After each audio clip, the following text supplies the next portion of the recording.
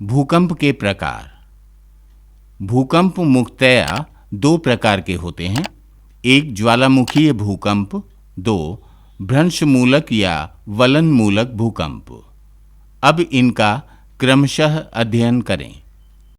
एक, ज्वालामुखीय भूकंप, earthquake caused by volcanic eruption. भूगर्भ शास्त्री और भूवैज्ञानिक तथ्यों के अनुसार पृथ्वी के नीचे 28 मीटर की गहराई पर 1 डिग्री सेंटीग्रेड ताप की वृद्धि हो जाती है।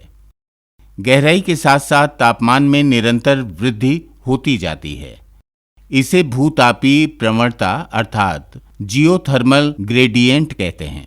इस भूतापीय प्रवणता के कारण ही पृथ्वी की साइमा परत अर्धतरलावस्था में है और पृथ्वी के क्रोट तक तापमान बढ़कर न्यूनतम 980 डिग्री सेंटीग्रेड हो जाता है, जिसके कारण निफे पूर्ण तरलावस्था में है।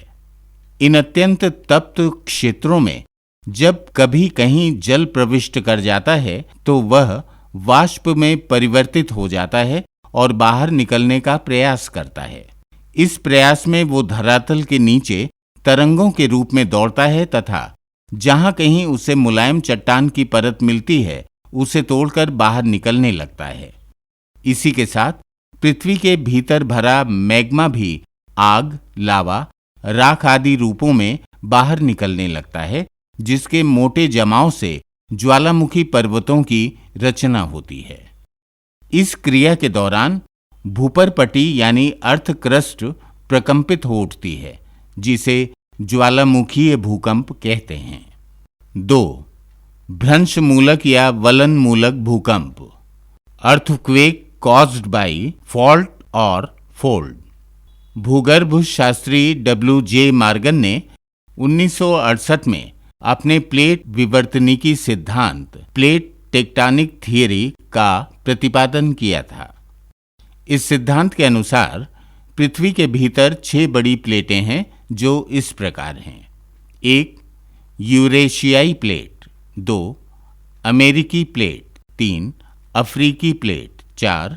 भारत ऑस्ट्रेलियाई प्लेट, 5. Antarctic plate, 6. प्रशांत प्लेट। इन 6 बड़ी प्लेटों के अतिरिक्त अनेक लघु प्लेटें साइमा परत पर प्लवनशील हैं, अर्थात तैर रही हैं। इस मुक्त प्लवनशीलता के फलस्वरूप ये प्लेटें कभी एक दूसरे के पास आती हैं तो कभी एक दूसरे से दूर जाती हैं।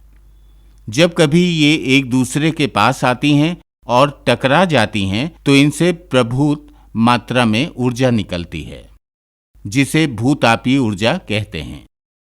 ये ऊर्जा ऊपर स्थित मुलायम चट्टान की परत को पिघला देती है और चट्टान टूटकर साइमा परत पर गिर पड़ती है और चट्टान के मूल स्थान पर रिक्त स्थान बन जाता है, जिसे भ्रंश यानी फॉल्ट कहते हैं।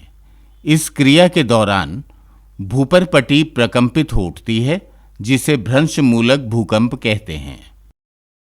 कभी कभी भूतापीय ऊर्जा उत्पत्ति स्थल के ऊपर मुलायम परत की चट्टान न होकर कठोर परत की चट्टान होती है, जो पिघलकर टूटने के बजाय ऊपर की ओर मुड़ जाती है, जिसे वलन यानी फोल्ड कहते हैं। इस क्रिया के दौरान भी भूपरपटी प्रकंपित हो उठती है, जिसे वलनमूलक भूकंप कहते हैं।